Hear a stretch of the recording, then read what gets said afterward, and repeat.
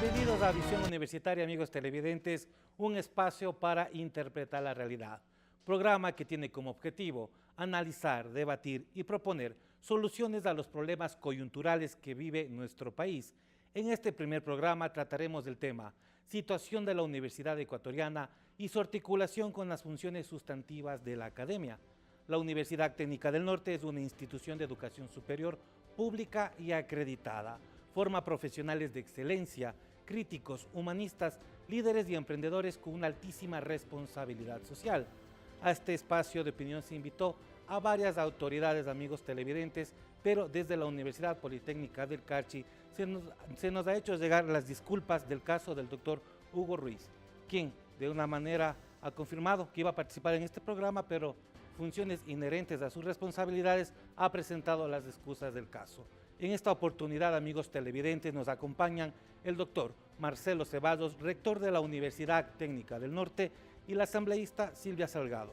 Invitados, buenas noches y gracias por asistir a esta propuesta educomunicacional que emprende UTV Medio Público conjuntamente con Radio Universitaria. Antes de iniciar este diálogo, invitados y amigos televidentes, les invitamos a que observemos el siguiente video y conozcamos el criterio de los estudiantes y docentes acerca de la educación superior.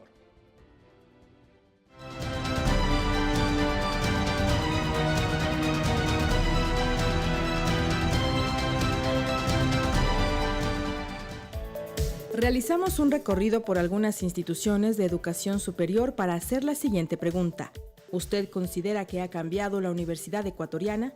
Veamos las respuestas. Desde el punto de vista en esa infraestructura, las universidades se están preocupando por mejorar su infraestructura. Nos permite mejorar nuestra capacidad antes de salir al campo. En comparación de años anteriores a la hora, al tiempo de ahora, ha cambiado positivamente demasiado porque la universidad exigir maestros con títulos de cuarto nivel garantizan la calidad en la educación, ¿no? Yo pienso que la educación en nuestro país sí ha cambiado muchísimo. Sí, totalmente.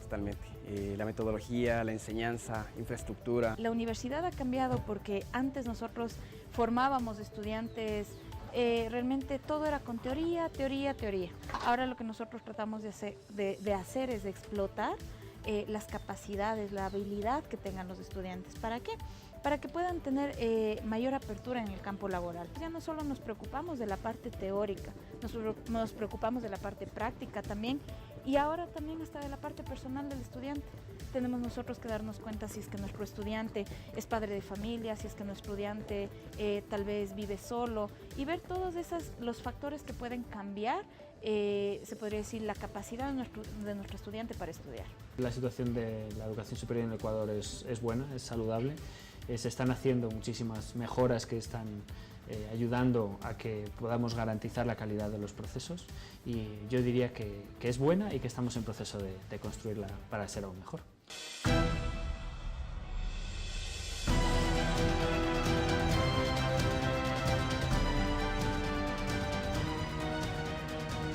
Damos la bienvenida a nuestros invitados, doctor Ceballos, bienvenido y buenas noches, asambleísta Salgado.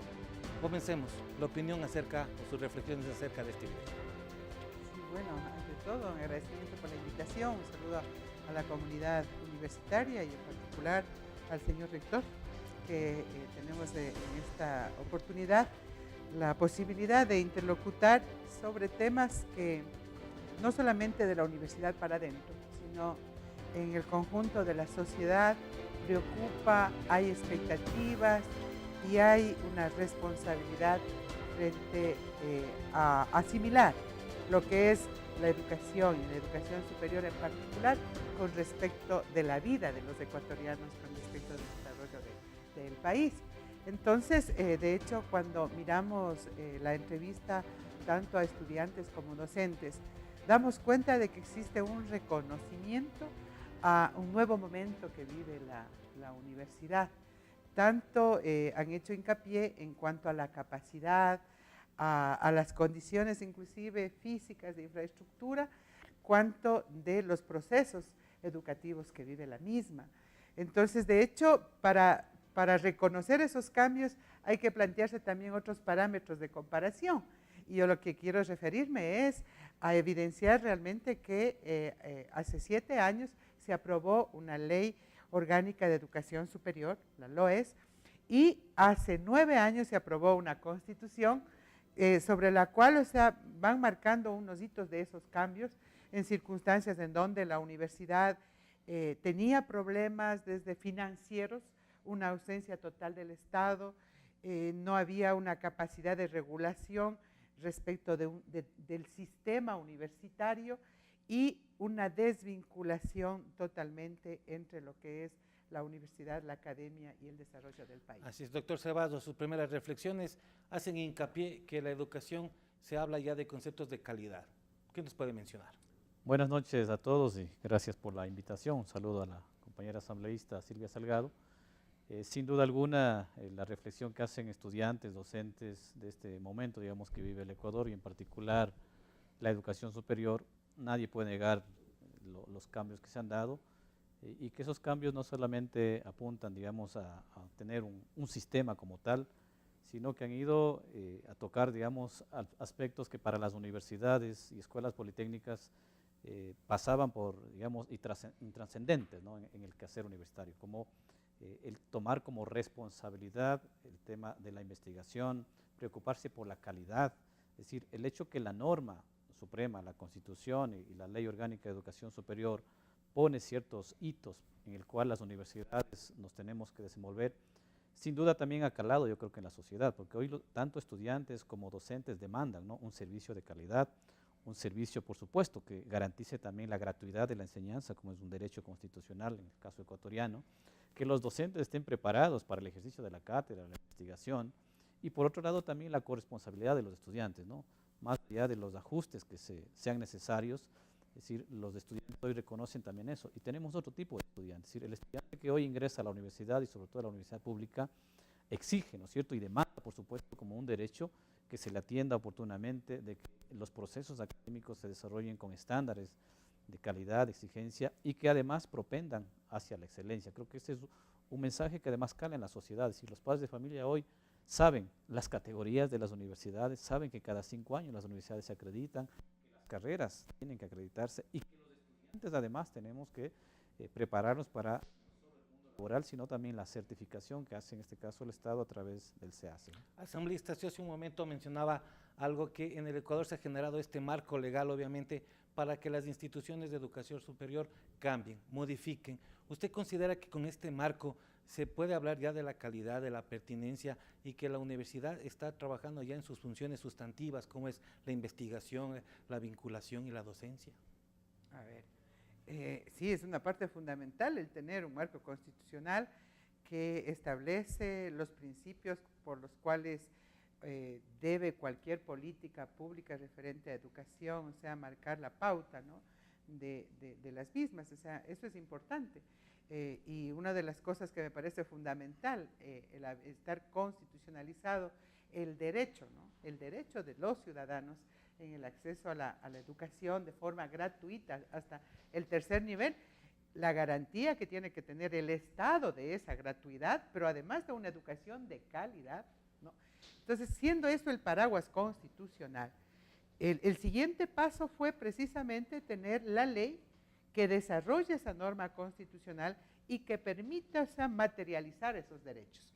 Y para eso, obviamente, lo que se constituye es un sistema de educación con sus órganos que son los encargados precisamente de velar, o sea, para el ejercicio de esos derechos, pero también, o sea, para la garantía que tiene que tener el Estado. Entonces se crea precisamente una Secretaría Nacional, ¿no?, que es la CENESID, que es el ente de coordinación de esa política pública. Además, el organismo máximo del sistema, que es el CES, el Consejo de Educación Superior, y además lo que decía el señor rector, ¿no?, o sea, un organismo que evalúe y acredite a las universidades. Entonces, mire, hay una institucionalidad encargada de hacer efectivo eso, pero no siempre es suficiente, o sea, la ley, la normativa, el organismo. Hace falta también lo que aquí ya se mencionaba, ¿no?, el entender de que el Estado tiene que garantizar derechos, pero asimismo tiene que haber una corresponsabilidad respecto de las instituciones y en este caso de la comunidad en particular de docentes, autoridades y estudiantes. Doctor, nos gustaría analizar con usted, aquí se ha hablado mucho del tema de cómo ha cambiado la educación superior en los últimos 10 años, pero también es importante conocer cómo era antes la educación superior y obviamente antes de la vigencia de la Ley Orgánica de Educación Superior, aprovechando que usted también ha tenido bastante experiencia también como un consejero académico del Consejo de Educación Superior, por favor. Bueno, sin duda alguna tenemos, yo diría, al menos 3 momentos en la historia de la educación superior, ¿no? Un primer momento que podíamos decirlo antes del año 82, cuando no había ninguna norma y se regían todas las universidades de este momento por el Ministerio de Educación, es decir, no había autonomía plena. Teníamos contados con los dedos de las manos las universidades y sobre todo públicas. Luego, a partir de esa ley, yo creo que hasta el año 2000 y 2010, yo diría, ¿no es cierto?, hubo un auge de crecimiento tanto de universidades públicas, pero sobre todo un crecimiento importante de universidades particulares. Llegamos a tener en el año 2007 72 universidades y a esa fecha había 30 proyectos de creación de nuevas universidades.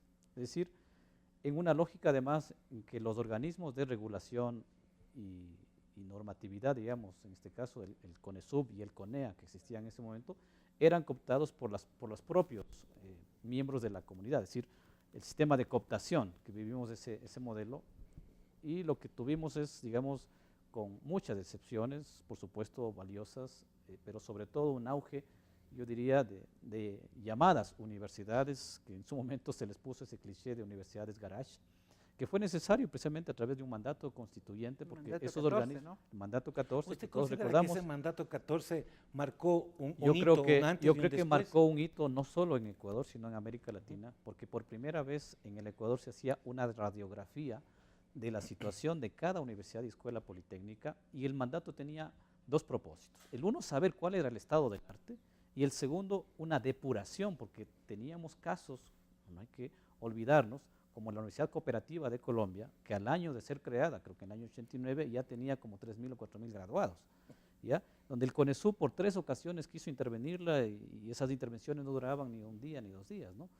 Entonces tuvo que venir el mandato constituyente, el número 14, y ese mandato fue claro, ¿no? Una vez que se conoció el informe del CONEA en el año 2009 y en la ley se recoge para que mediante procesos de evaluación y acreditación se pueda depurar el sistema. Y es así que en el 2012, yo diría que es el año bisagra, en el caso del sistema de educación superior, se toma esa decisión por parte del Estado de cerrar de manera definitiva 14 universidades, luego se sumaron 3 más, 17 en total que se suspendieron, no por temas políticos, ojo, sino por un tema técnico, por falta de cumplimiento de requisitos mínimos de calidad. Entonces, la calidad se convierte en el sistema de educación superior como en el escenario, digamos, fundamental en el cual las universidades estaban, obviamente, atentas a cuál va a ser la decisión del Estado, y fue además en un proceso, yo diría, sui generis, ¿no? Porque no fue necesario tirar una sola piedra, ni salir a hacer ninguna protesta, pero además el Estado también respondió con un plan de contingencia para esos 43.000 estudiantes, con una inversión de cerca de $60 millones, que nos correspondió como Consejo de Educación Superior. Eso creo que alertó mucho al sistema y ha servido incluso de ejemplo en otros países para hacer una verdadera depuración y poner reglas claras de cuáles son los mínimos parámetros para el funcionamiento de una universidad, escuela politécnica, y luego obviamente avanzar en procesos de acreditación y aseguramiento de la calidad, propendiendo a la excelencia, que es el propósito que establece la Constitución. Sin duda, uno de los documentos para este conversatorio es la Ley Orgánica de Educación Superior.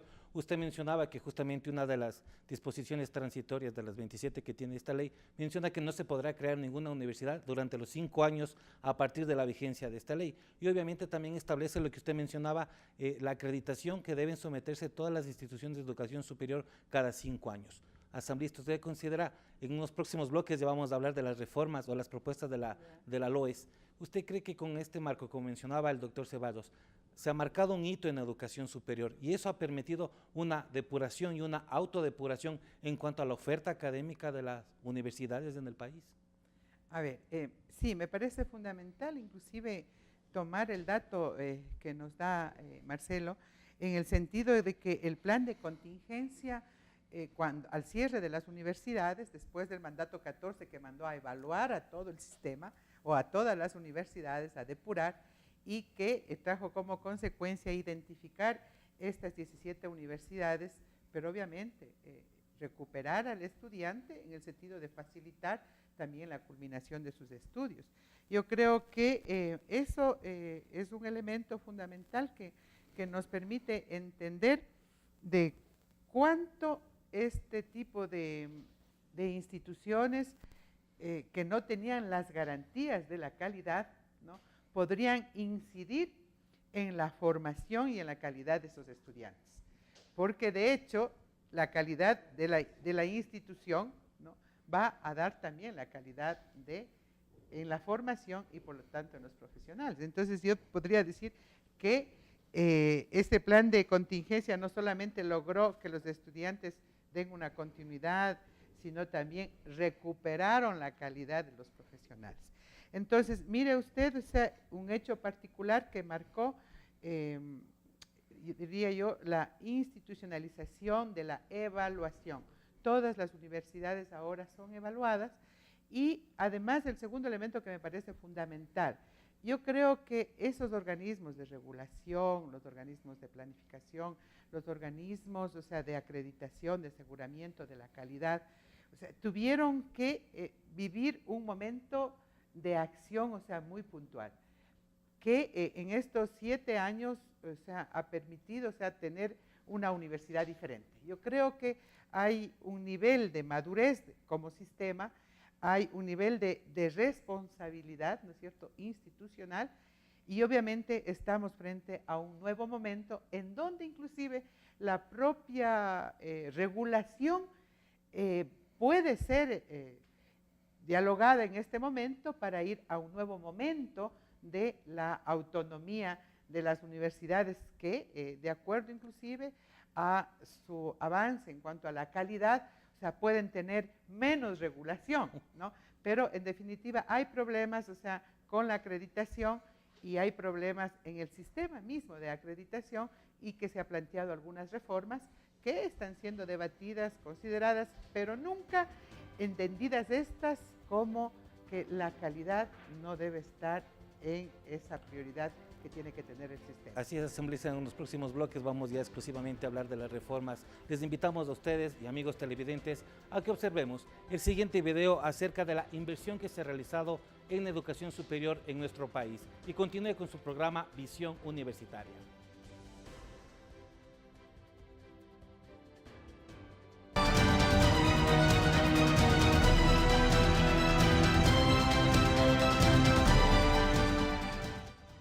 Ecuador es el país que más invierte en la región en educación superior. Pasamos del 1% del Producto Interno Bruto en 2007 al 2% del PIB.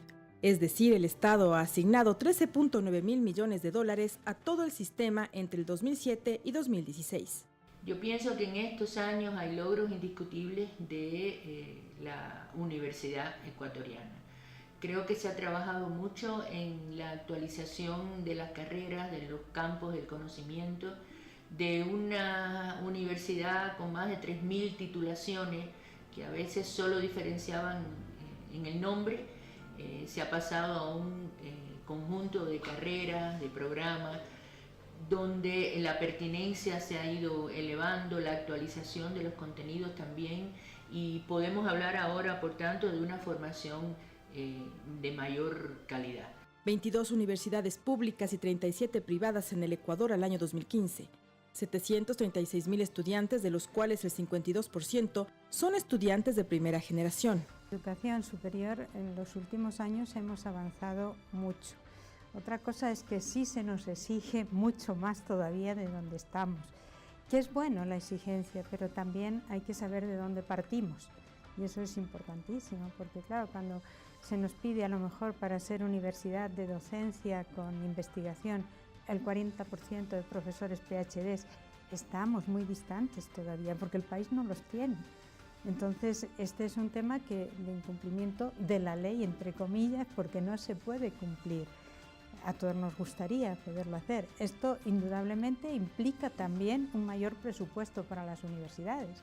Años atrás, apenas el 29% de los docentes tenían títulos de cuarto nivel. En la actualidad está en el 75%. Los profesores a tiempo completo pasaron del 39% al 60%. La universidad ha respondido bien en ese sentido, en ese ámbito, en ese contexto de la, llamémosle, de la excelencia, de la demanda de la sociedad, con el profesionalismo de los docentes. Ahora recordemos cómo era hace 5, 6, 7 años la Universidad Ecuatoriana y los docentes. Ahora los títulos de cuarto nivel, a nivel de maestría, es obligatorio, y también los de PhD, y es una demanda. Tal es el caso que esta universidad, pues, con la política implementada por las anteriores y actuales autoridades, va también por buen camino en ese sentido. En 1998 había 152 publicaciones en revistas indexadas, en 2007 345 y en 2015 1566. En América Latina es el número más alto por 4 años consecutivos. En cuanto a la tasa de investigadores, en relación a la población económicamente activa, pasamos de 0.37 investigadores por cada 1.000 habitantes en el 2009 a 1.59%. Con otros colegas estuvimos revisando el puesto que el Ecuador ocupa en el índice de publicaciones de Scopus, que es uno de los índices de más alta indexación del país, y hemos visto cómo ha subido de una manera brillante desde hace 10 años hasta aquí. Mi opinión personal es que la política pública Prometeo fue muy positiva en el término de conseguir que se publicara con filiación del Ecuador, y ahora mismo el Ecuador está en un puesto que le corresponde como país. Más o menos, si consideramos que España está como entre los 8 o 9 países que más publican Scopus, el Ecuador está cerca de la cincuentena. Entonces nos pone en un entorno muy bueno, teniendo en cuenta que en el mundo existen un poquito menos de 200 países, ¿no? O sea, estaríamos en el primer cuarto de países en publicación.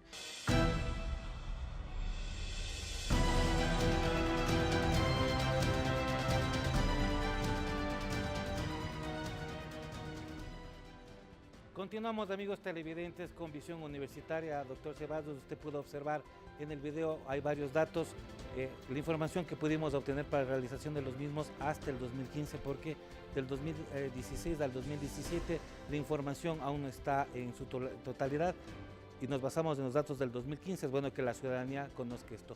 736.000 estudiantes al año 2015 en educación superior, de los cuales el 52% de estudiantes son de primera generación. ¿Cuál es su lectura al respecto, por favor?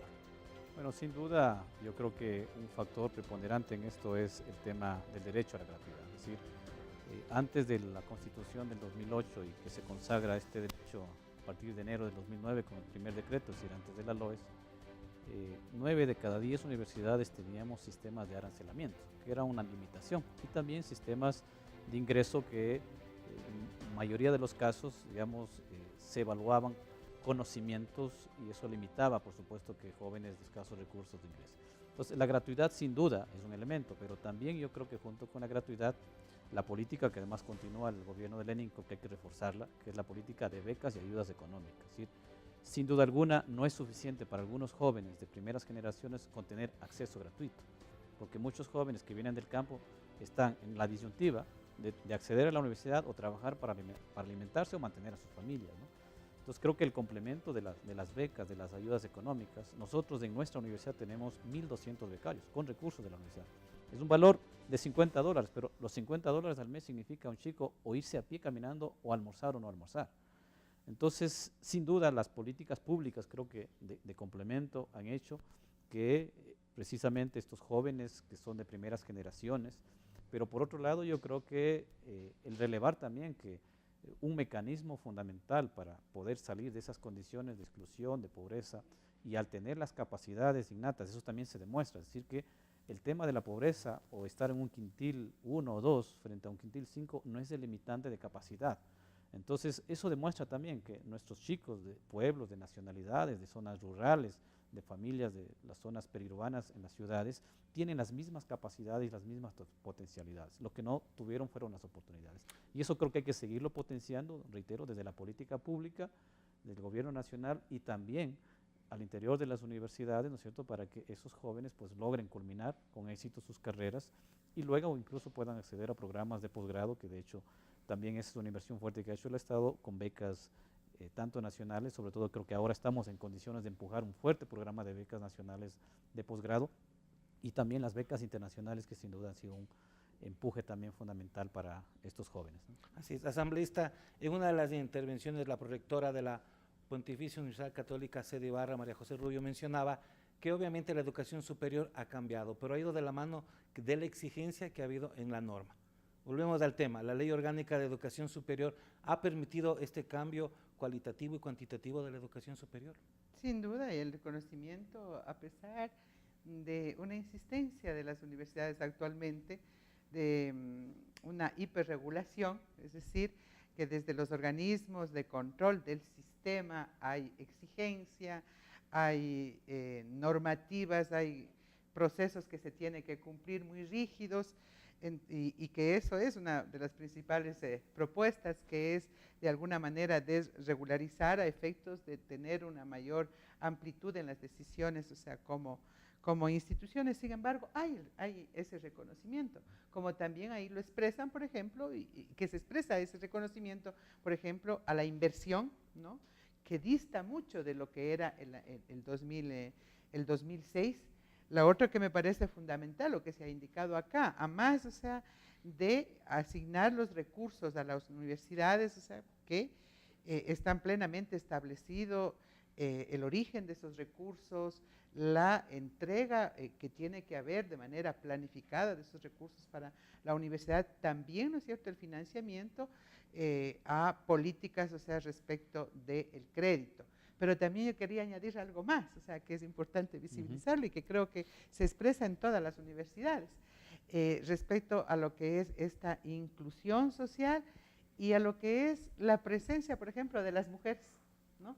La presencia de las mujeres en la universidad, no solamente marcando un incremento en el acceso a la universidad, sino también liderando la permanencia en la universidad y la culminación, es decir, llegando a la titulación, ¿no? Es un tema, o sea, que viene a configurar unos cambios sociales importantes en la composición, ¿no?, a más de lo que ya se decía, ¿no?, que más del 52% de los estudiantes, o sea, corresponden a quintiles, o sea, de pobreza, o sea, que constituyen la primera generación en esos hogares.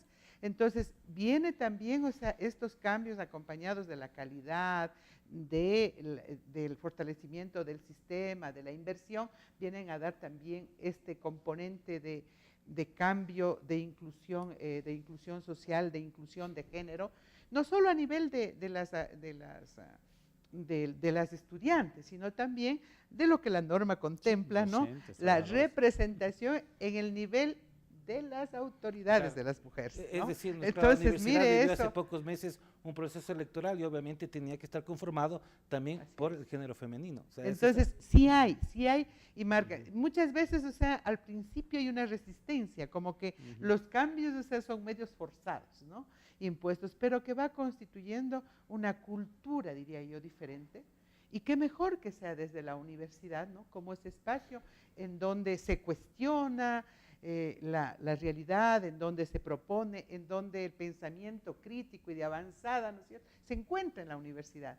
Entonces, esa diversidad, o sea, que se expresa en la composición social, me parece fundamental señalarlo como uno de los cambios, o sea, que hay que mantenerlo, que hay que profundizarlo y que hay que proyectarlo. Doctor Ceballos, obviamente en el video se hablaba de la inversión en educación superior, pero hay un dato también que hay que destacar, las publicaciones en el campo de la investigación.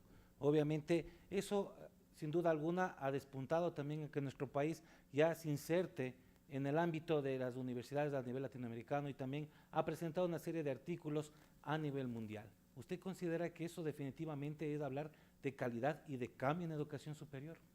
Yo creo que los indicadores son claros, ¿no? Es decir, el Ecuador en los últimos 5 años ha tenido un crecimiento sin duda alguna exponencial de lo que es la presencia en el contexto internacional de la academia, pero lo que refleja eso, yo creo que hay que ir a lo medular, es decir, lo que refleja es que las universidades están en una dinámica distinta que antes no la teníamos, es que el profesor está investigando con su estudiante, con sus grupos de inserción, incluso en varios proyectos con organizaciones, con productores, Y claro, y eso no era parte de la cultura de la academia. La cultura de los docentes era llegar, dar su clase y buscar su complemento. Muchos profesores denominamos profesores taxi, ¿no? Entonces, hoy sobre todo los docentes a tiempo completo, el hecho de que los profesores hoy se preocupan por su formación, ya no solo con el nivel de maestría, sino con el doctorado, que es un elemento que genera condiciones para poder desarrollar ciencia, tecnología. Pero yo creo que detrás de eso, es decir, que esas investigaciones además marquen una absoluta pertinencia para lo que dice la Constitución, ¿no? Es decir, la búsqueda de soluciones a los problemas sociales, económicos, productivos. Pero usted considera que ahí el impacto creo que va a ser mayor. Han cambiado ya las condiciones para ejercer la docencia. Obviamente en la ley establece que actualmente el 100% de los docentes deberían tener un título de cuarto nivel y obviamente también los docentes a tiempo completo deberían estar ya estudiando su doctorado PhD para cumplir lo que dice una disposición transitoria también de la Ley Orgánica de Educación Superior, doctor. Sin duda, obviamente, hay en ese sentido, digamos, dinámicas distintas en cada universidad, pero ha habido un cambio generacional importante, sobre todo en las universidades públicas. Había un proceso de envejecimiento de la academia. En algunas universidades teníamos que el promedio de edad de los docentes era de 69 años. Caso concreto, la Facultad de Medicina de la Universidad Central.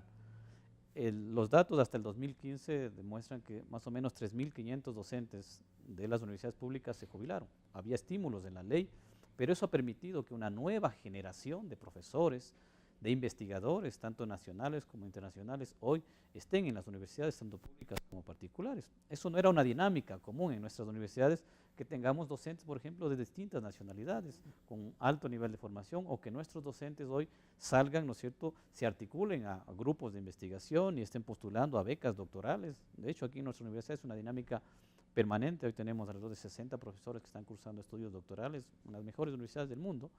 Hemos incorporado un grupo de docentes con doctorado. Hicimos una convocatoria breve por internet en el mes de julio y tuvimos 270 PhDs de 18 nacionalidades postulantes para hacer academia en la técnica del norte. Por ejemplo, el Ecuador se ha convertido ya en un foco de acción por distintos proyectos, pero las universidades hemos entendido que el tema de la generación del conocimiento y la búsqueda de la calidad lo tenemos que hacer también en una lógica de apertura, ¿no es cierto?, racional, por supuesto, considerando que las prioridades son las que nosotros definimos, que las carreras que el país requiere son las que necesitamos apuntalarlas, y en ese sentido yo creo que la dinámica que hay en todas las universidades, reitero, aquí tenemos grupos de investigación consolidados en varias facultades, incluso con redes internacionales. El proyecto BULIR, por ejemplo, que hace 3 años somos parte de 4 universidades públicas nacionales, 3 de categoría A, más la técnica del norte, y universidades de Bélgica, donde estudiantes nuestros, incluso de grado, hoy están cursando maestrías y doctorados, y a su vez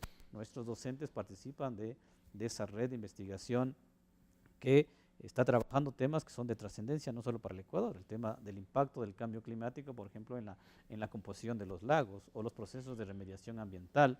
Es decir, que poco a poco la dinámica de las universidades creo que es esa, y en ese sentido creo que hay un trabajo importante que la Asamblea hoy tendría que hacer a través de la aprobación del Código de Ingenios, generar también el fondo que establece la Constitución, que es la 5ª preasignación constitucional para el desarrollo de ciencia, tecnología e innovación.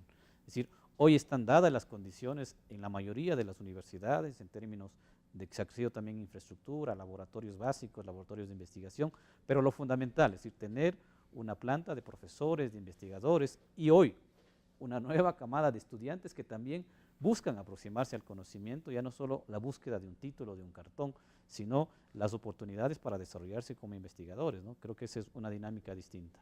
Así es, asambleísta, el doctor Ceballos acaba de topar un tema que ya es de competencia de la Asamblea Nacional. El marco legislativo, el Código Ingenios específicamente. En la Asamblea Nacional, ¿se tiene previsto ya a futuro seguir en el tratamiento de esta importante ley? A ver, a propósito de esta apertura a debatir, o sea, los problemas de la educación superior, no podemos negar, por ejemplo, que en la campaña política última fue el gran tema, hablemos así, de debate ciudadano, ¿no? De jóvenes, de padres de familia, de la sociedad. Y no se puede cerrar los ojos y no escuchar a la gente también respecto, o sea, de sus inquietudes. Entonces, está abierto un proceso de discusión, de debate de la propia normativa de la LOES. Hay que informar también, o sea, que después de la LOES, en los últimos años se aprobó ya el Código Ingenio, ¿no? Que recoge básicamente esta normativa que impulsa la investigación, que establece inclusive incentivos para la investigación y que en definitiva es la apuesta, ¿no?, al desarrollo del conocimiento. Porque de hecho el país se plantea el gran objetivo y anhelo del cambio, por ejemplo, de la matriz productiva, de dejar de ser un país primario exportador, y usted tiene que hacerse realidad, ¿no?, en base al desarrollo del conocimiento. No hay otra forma. No hay otra forma. Por lo tanto, si es un objetivo del país el cambio de la matriz productiva, tiene que estar vinculado necesariamente a la inversión en investigación en la universidad. Entonces, mire, ese es el gran tema y el gran reto, ¿no? Primero, de que haya voluntad política y haya la visión para entender de que invertir en investigación permite ponerlo al país en otro nivel de su desarrollo económico y de la solución a sus problemas estructurales, ¿no? Eso por un lado. Y por otro lado, o sea, yo he visto también, o sea, lo que acaba de decir el señor rector de la Técnica del Norte, y que ese además es un plus.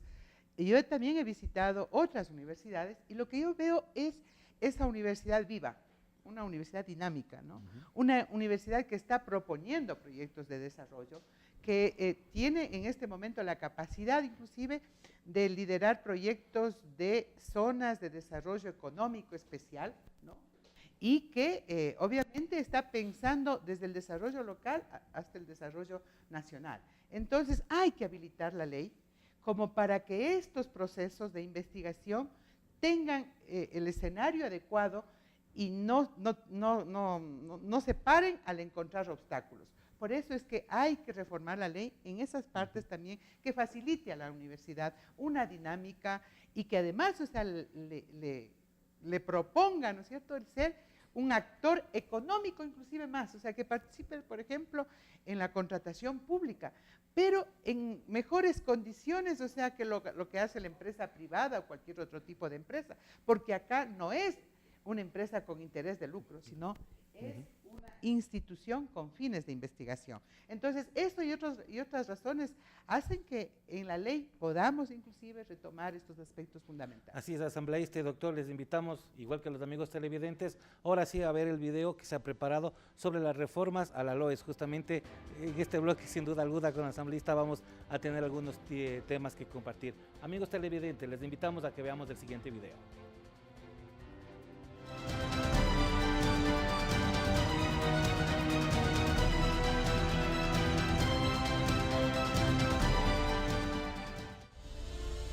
Desde la vigencia de la Ley Orgánica de Educación Superior en el año 2010, desde varios sectores se ha presentado algunas observaciones. Por ejemplo, el tiempo que se establece para la obtención del título de doctor hasta el 2017, es decir, 12.000 docentes ya deberían tener el PhD. Porque nos hemos preocupado no solamente de buscar los PhD, sino de formarlos, es decir, de hacer inversión realmente en las personas que están en las universidades y están estudiando su PhD, algunos ya lo han obtenido y vamos caminando por ahí, porque es por donde tenemos que ir indudablemente. Yo diría que la cancha está trazada, otra cosa es cómo podemos conseguir todo lo que la ley nos exige, ¿no? Otra de las reformas que se plantean es la división de las instituciones de educación superior en universidades de docencia, educación continua y docencia e investigación. El CEACES está cambiando indicadores, está cambiando inclusive el modelo de tal forma que responda a las demandas de la sociedad, responda también a las demandas universitarias y en general a esta sociedad, yo digo, del conocimiento en la que de alguna manera estamos encarrilados, yo no. Y claro, el hecho de que nos pidan que nos autoevaluemos con fines de acreditación y luego venga una comisión del CEACES a evaluarnos, hace que nos pongamos en alerta a las universidades y toda la comunidad universitaria para, en función de los indicadores del CEACES, pues afinar nuestras acciones, afinar nuestras políticas y afinar en sí todo el quehacer o las funciones que tiene la educación superior. Desde las universidades también se plantean algunas propuestas sobre el sistema de nivelación y admisión. Óscar Garrido, responsable del sistema en la UTN, realizó el siguiente análisis. ¿Qué podríamos pedir a nosotros para esta reforma que estamos hablando? Con la experiencia que hemos tenido desde estos semestres, que le digo desde este año hasta la presente, lo que quisiéramos, ¿no?, incorporar al nuevo pedido sería el cambio de sílabos para las carreras, para todas las carreras en el momento de las asignaturas de especialidad. Creemos conveniente, los chicos vienen con enormes vacíos desde el colegio, especialmente en matemáticas, física, química, anatomía, biología, y ese es un índice muy alto que tenemos nosotros, casi el 35% de repetidores, o los que se van retirando y se van dando cuenta que la carrera que ellos eligieron no les gusta, ¿ya? Entonces tenemos bastantes falencias en estas materias de especialidad y debería haber un cambio en eso. Tal vez nosotros aumentar, no tal vez, no sería bueno aumentar el número de horas de las materias de especialidad para que los chicos se inserten mejor todavía hacia el primer semestre de carrera. En los últimos años, Ecuador ha orientado sus esfuerzos por lograr una verdadera transformación de la Universidad Ecuatoriana sobre la base de una educación superior de calidad con niveles de excelencia.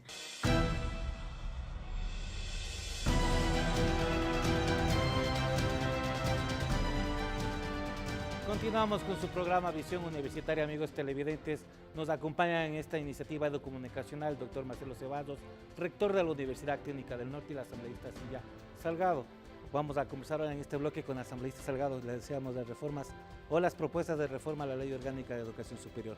El tema que se ha estado discutiendo en la universidad es cumplir con ciertas disposiciones transitorias de la ley, sobre todo en lo que es la titulación PhD.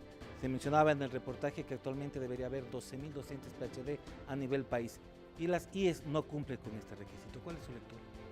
A ver, hay dos elementos, o sea, que se han puesto al debate en la reforma, y es precisamente vincular a la formación y la especialización del personal docente, de sus autoridades, con la calidad, y eso, o sea, no está en discusión, pero sí dar cuenta, o sea, de la necesidad de persistir en esa intención, ¿no?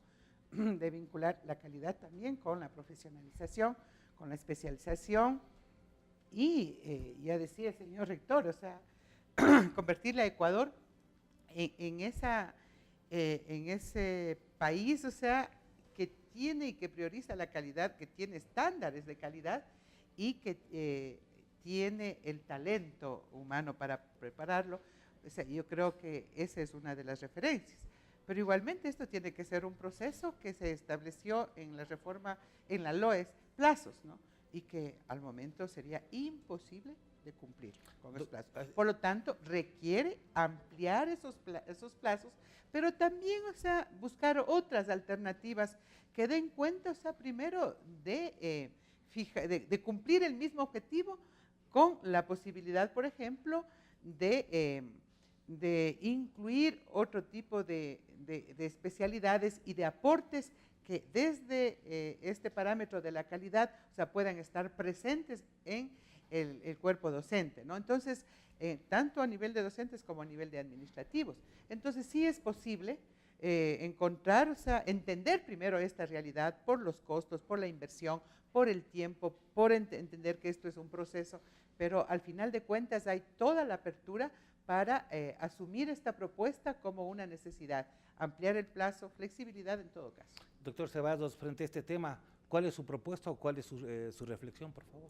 Bueno, sin duda el tema de la norma puso, por supuesto, en todos los profesores, digamos, a correr algo que no estaba dentro de los planes, ¿no? Y sí me parece que hay que precisar, porque la ley lo que dispone es que solamente los profesores titulares de la más alta categoría, es decir, los profesores titulares principales, no, principales, porque las categorías son auxiliar, agregado y principal, deben cumplir ese requisito. Y en la gran mayoría de universidades, sobre todo en las universidades, no tenemos ese problema. Es decir, aquí en nuestra universidad tenemos de 600 profesores, apenas 70 profesores que están en la condición de escalafón previo, es decir, que alcanzaron en un momento la titularidad y la mitad de ellos están cursando doctorado. Es decir, que en la Técnica del Norte ese no es un problema. Quizá en otras universidades donde tienen muchos más años, donde hay docentes que tienen 20, 30, 40 años, porque aquí también hubo una renovación importante, es decir, más de 200 profesores se acogieron a la jubilación, y obviamente los profesores nuevos que están iniciando su carrera como profesores auxiliares, a ellos sí les corresponde para poder ascender en esa carrera académica y poder llegar, ¿no es cierto?, al escalafón máximo que es el profesor titular principal, tener el doctorado, pero no es el único requisito el doctorado. Además, el reglamento prevé el tema de las publicaciones, la participación en eventos, la dirección de tesis, el liderar proyectos de investigación, patentes, evaluación, es decir, es que es un conjunto de elementos que dinamizan, ¿no es cierto?, el quehacer de la carrera académica.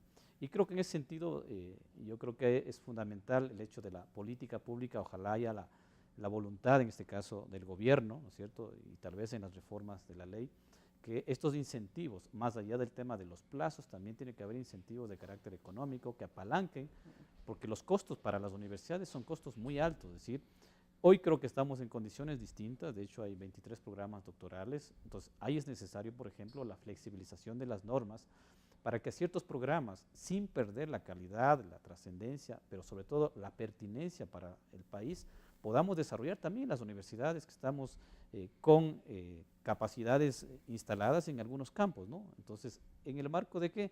De las alianzas de las redes nacionales, redes internacionales, que tampoco el tema del doctorado se monopolice en el país, como en algún momento pasó con las maestrías.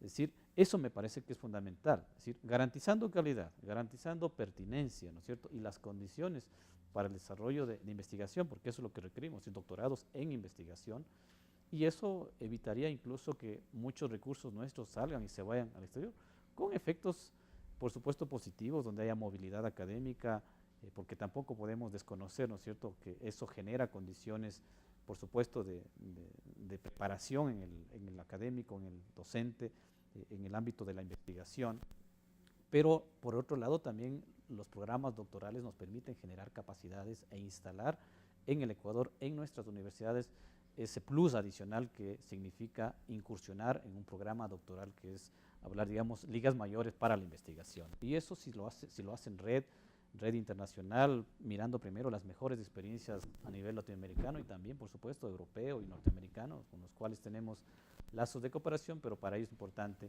reitero, la actualización de las normas y por otro lado también los incentivos económicos que pueda haber desde el Estado, sobre todo en temas de becas. Así es, doctor Ceballos, otra de las propuestas que plantean a la Asamblea Nacional es el tema de las tipologías de las universidades. ¿Usted concuerda con esta propuesta o cuál es su reflexión al respecto? Bueno, la LOES en su momento hablaba de 3 tipologías, ¿no? Hablaba de las universidades de docencia, las universidades de docencia con investigación y las universidades de educación continua.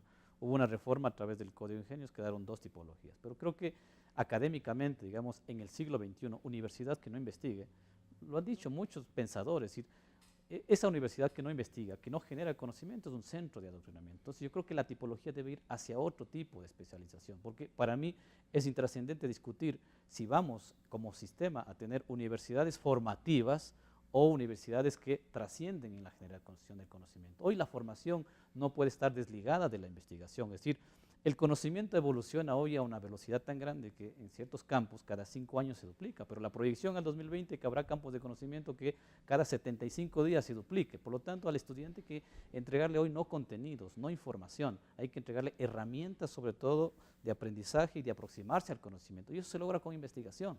Entonces, los nuevos currículos, los currículos innovadores, los currículos que apuntan a las mejores experiencias son los currículos que ponen por sobre la entrega de información y contenidos herramientas para aproximarse al conocimiento. Y eso se hace con investigación. Por lo tanto, yo creo que ese debate académico en la Asamblea tiene que darse y buscar otro tipo de tipología, ¿no es cierto?, que rompa esa dicotomía entre universidades de docencia y universidades de docencia con investigación. Si vamos a las misiones y visiones, yo creo que de todas las universidades, todas declaramos en la misión y la visión que queremos ser universidad de docencia con investigación. Pero reitero, hoy, siglo XXI, en la era del conocimiento, universidad que no investiga es simplemente un centro de adoctrinamiento, no puede llamarse universidad. Por lo tanto, ese tema yo creo que tiene que regresar a la Asamblea y buscar otro tipo de tipología. No es concebible mantener esas dos tipologías. Así es, para continuar este diálogo con el doctor y con el asambleísta, con la publicación, amigos televidentes, de la Ley Orgánica de Educación Superior, conocida como lo es en el año 2010, el Ecuador inició un proceso orientado a garantizar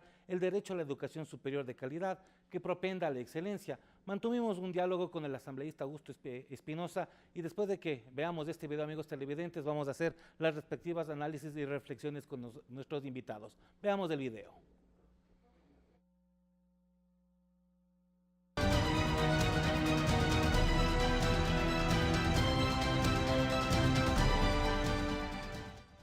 La implementación de la Ley Orgánica de Educación Superior fue positiva para el país. En realidad cambió la cara del sistema de educación superior. Sin embargo, hay que hacer ciertos ajustes. Ya en el informe para primer debate se incorporaron algunos cambios fundamentalmente relacionados con el sistema de admisión y nivelación y con la formación y el fortalecimiento de la formación técnica y tecnológica. Sin embargo, hay otros temas que son necesarios discutir, por ejemplo, el financiamiento de la educación superior. Nosotros como país debemos asumir el reto de por lo menos duplicar la matrícula en educación superior y para eso se necesitan recursos. También es importante resolver temas relacionados con la autonomía de las universidades y escuelas politécnicas. Efectivamente, parecería que pasamos de una desregulación absoluta del sistema que llevaba a la anarquía y a la autarquía a una sobreregulación que podría estar violentando la autonomía. Próximamente estaremos visitando la provincia de Imbabura, la provincia del Carchi, de tal manera que esta reforma que se está impulsando tenga la mayor cantidad de consenso. Estamos en estas mesas de trabajo llegando incluso a la redacción de artículos, es decir, no es que mandamos un concepto y después del artículo que se vaya a aprobar no incorpora el concepto, pero no de manera rigurosa.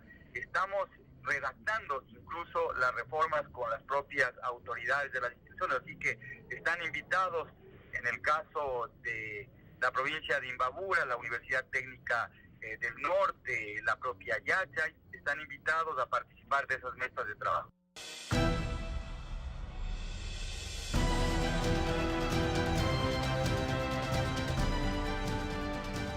Continuamos, amigos televidentes, con su programa Visión Universitaria. Asambleísta, usted pudo escuchar la intervención de su colega de la Asamblea Nacional, donde mencionaba el tema de las reformas y sobre todo que ha habido un marco hiperregulatorio al sistema de educación superior. ¿Cuáles ya sus últimas reflexiones y análisis, por favor? A ver, hay una diferencia en este momento respecto al proceso de reforma. Y es precisamente lo que aquí yo anotaba mientras el señor rector de la Técnica del Norte hacía algunos aportes. Precisamente hay que escuchar a los actores, hay que escuchar a la comunidad universitaria. Y no es en la comisión un poco la que tenga la varita mágica de dar respuestas a la multiplicidad de inquietudes y de problemas que resolver.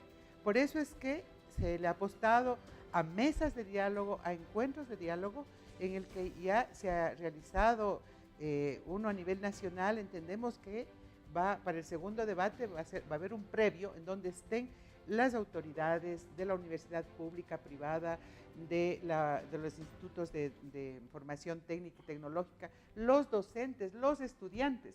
En la comisión hay una apertura total para que, ya han hecho uso inclusive, pero sigue, eso es públicas las sesiones de todas las semanas respecto a qué hacer, pero fundamentalmente decirles que estamos en construcción, en debate y en discusión sobre el nuevo sistema de evaluación y admisión para el ingreso a los estudiantes. Entonces, en eso hay toda una apertura y una propuesta fundamental que me parece importante, que al menos hemos llegado a 3 condiciones respecto al sistema de nivelación y admisión, ¿no? Libertad de elección, se nos ha planteado, ¿no?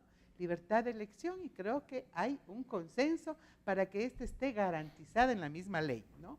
La otra es méritos académicos, obviamente ligados al tema de mantener la calidad de la educación, que los propios estudiantes ya no quieren retroceder, quieren más bien avanzar, ¿no?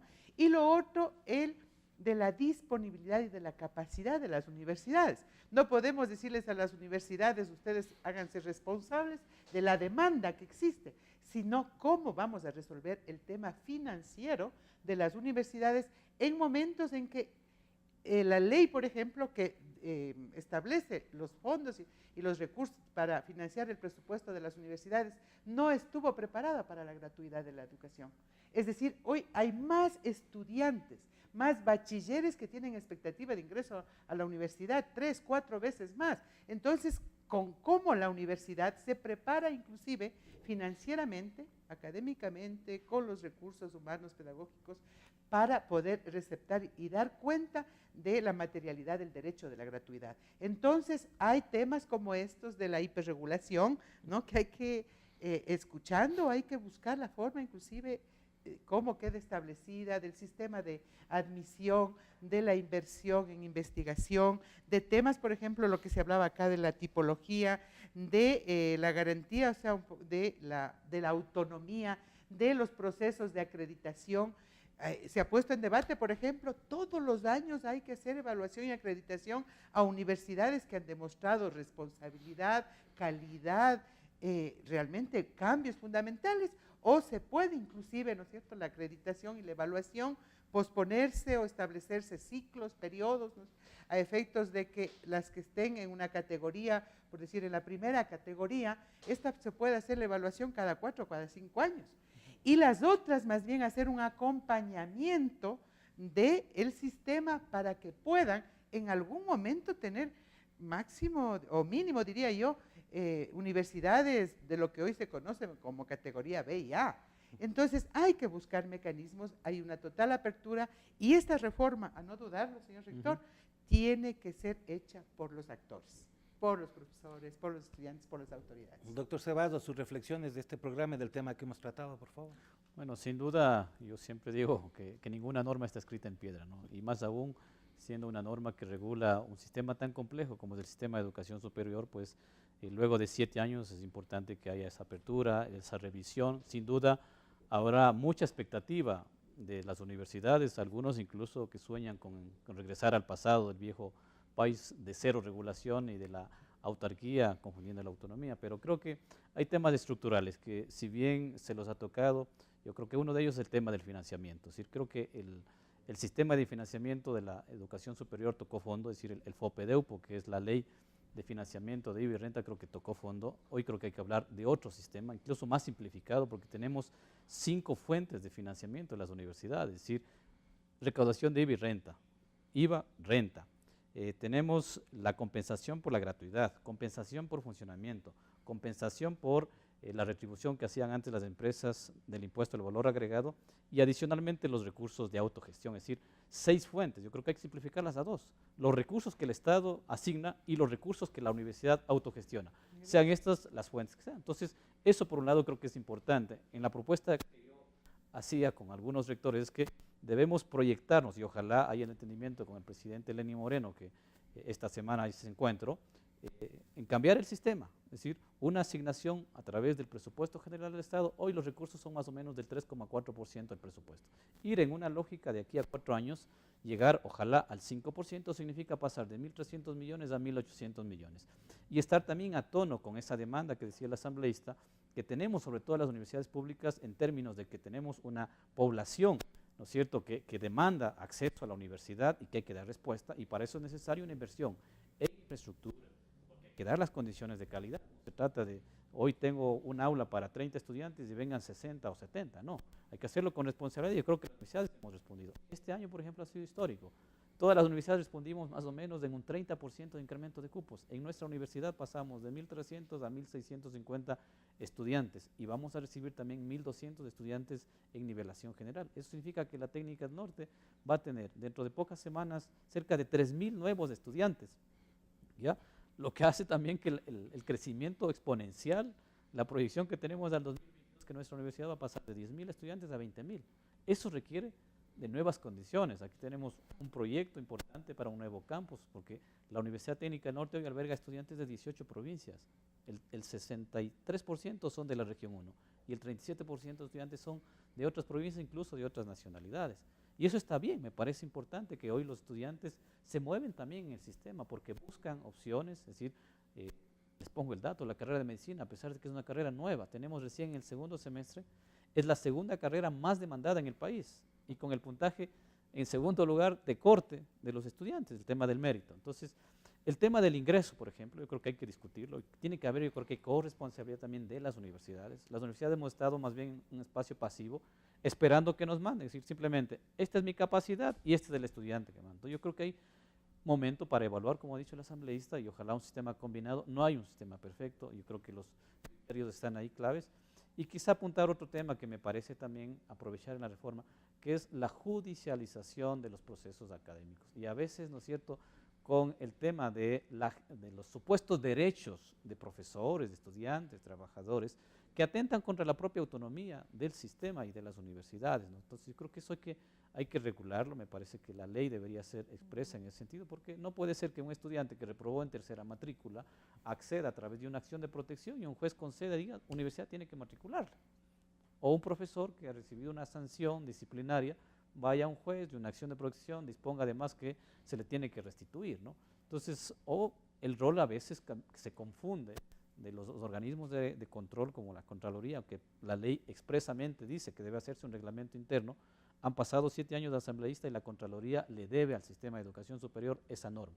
7 años y no tenemos reglamento para los procesos de auditoría. Nosotros estamos conscientes que manejamos fondos públicos, pero tiene que haber normas específicas, porque la investigación no puede hacerse como se hace la adquisición de una botella de agua. La investigación se hace todos los días y por lo tanto hay procesos que tienen que ser diferenciados también en el tema de compras públicas. Muchos no dependen de las normas, dependen básicamente de la voluntad del gobierno, de los actores, de quienes estén, porque a veces tenemos cambios de ministros que cambian la política simplemente mediante acuerdos, resoluciones, y eso se incide. Creo que el tema de la autonomía, con responsabilidad, estamos conscientes todas las universidades públicas, pero creo que es el momento también de una mayor confianza desde el Estado a este sistema que está maduro, que tiene que seguir madurando en esta lógica de el reto que tenemos como universidad en aportar al desarrollo. Así es, doctor y asambleísta, queremos invitarles, amigos televidentes, a que veamos el siguiente video y conozcamos del punto de vista acerca del programa de hoy hecho por el magíster Marcelo Almeida. Veamos.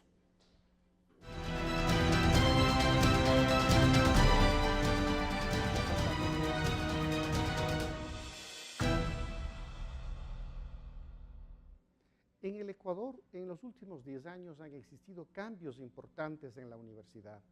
Sin embargo, también han habido dificultades y falencias.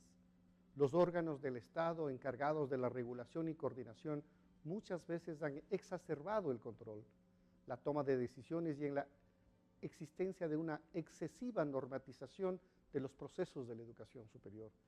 Por supuesto, estos hechos han afectado seriamente la autonomía de las universidades. El caso del Sistema Nacional de Nivelación y Admisión es una evidencia de ello. Las instituciones de educación superior en muchos casos manejaban sistemas con mejor calidad en los procesos de admisión que el que experimentó el gobierno, y esto hizo que haya dificultades. Hoy se está retornando a auspiciar las mejores prácticas de admisión de las universidades, lo que da sentido a la implementación de diversas estrategias académicas que acompañen e induzcan a los nuevos estudiantes universitarios en los sistemas particulares que el currículo de las instituciones y en la naturaleza de sus objetivos y sus misiones. Por lo tanto, hay una mayor coherencia en el inicio de las carreras y programas de formación. Si bien el criterio de la meritocracia implementada por los últimos gobiernos ha tratado de resolver algunos problemas, pero es asimismo cierto que ha empeorado algunos otros. Al fin, la meritocracia también reproduce las injusticias sociales, causa por la cual muchos jóvenes no han sido atendidos en sus necesidades de estudios y admisión en las facultades universitarias. Ha crecido la matrícula por causa de la gratuidad de la educación en el tercer nivel, pero la oferta de la capacidad instalada de las universidades públicas no da abasto para la demanda de los jóvenes que están en edad de estudiar en la universidad. Demanda cada vez creciente que ha quebrado las políticas de centralismo y burocratización. Los resultados han beneficiado a la universidad privada, que ha visto crecer no solamente su cobertura en la matrícula, sino sus ingresos y utilidades. debido, por supuesto, a la alta presión que hay para el acceso a estudiar en la universidad. Se cerraron institutos normales pedagógicos y se asfixió a las facultades de educación con la ilusión de la creación de una Universidad Nacional de Educación, conocida por sus siglas UNAE. Sin embargo, ese proyecto hasta la fecha no satisface la demanda que tiene la formación de nuevos docentes. Pasaron muchos años y no cambiaron de política de Estado. El fenómeno de escasez de profesionales es tan agudo que para satisfacer las demandas de profesores en los niveles antes de la universidad han tenido que reclutar profesionales de otras áreas para el ejercicio docente a través de programas como el Yo Quiero Ser Maestro. Esto al tiempo que no ha resuelto el tema de la facilitación de aprendizajes de los estudiantes, ahora hay que realizar otro proyecto para profesionalizar en la docencia a esos maestros sin título docente. El sistema de investigación fue afectado con varias decisiones en consultas que a la postre desarticularon la escasa experiencia que tenían las universidades en este sentido, y me refiero al rol que desempeñaban universidades grandes y las escuelas politécnicas. El cambio generacional, si bien requería por un lado reemplazar con jóvenes maestros universitarios, pero la experiencia también es importante, y la experiencia de cuerpos de investigadores ya constituidos se desarmó y desperdició. Pensaron que en el país todo debía empezar de cero y las decisiones políticas fueron erráticas y contradictorias. La calidad y la pertinencia se deben resolver con los pies en la tierra. No se puede creer que con decretos o normas legales estos se van a solucionar. Aquella disposición legal de que las IES tengan 70 y 60% de sus profesores con título de PhD, si bien es una aspiración importante, es algo que ni en las mejores instituciones lo han podido desarrollar, lo han podido completar, pese a que el plazo ya ha fenecido.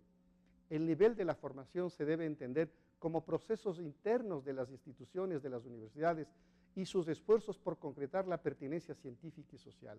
Así hay que entender el desarrollo de la calidad. En fin, las IES requieren asumir nuevos roles que la época demanda, pero eso se resuelve con más apoyo, con respeto a la autonomía, con más rentas presupuestarias y sobre todo con más confianza. Las IES debemos avanzar en la medida de nuestras capacidades y con mejores compromisos con nosotros mismos y con el desarrollo sustentable del país. Hoy se demanda más diálogo, más coordinación, menos imposición y menos normativa inflexible.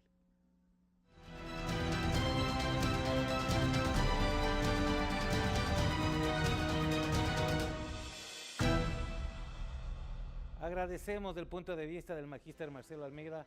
Amigos televidentes, concluimos este primer programa de Visión Universitaria. Queremos agradecer la presencia del doctor Marcelo Ceballos, rector de la Universidad Técnica del Norte, y también de la asambleísta Silvia Salgado, quienes han aportado valiosos temas, valiosos análisis sobre la situación de la educación superior. Les invitamos, amigos, a que nos vean este programa todos los días sábados a partir de las 20 horas con 30 minutos y su reprise los días miércoles a la misma hora. Y también nos pueden seguir por Radio Universitaria. Gracias, amigos televidentes, gracias invitados y un fuerte abrazo hasta una próxima oportunidad.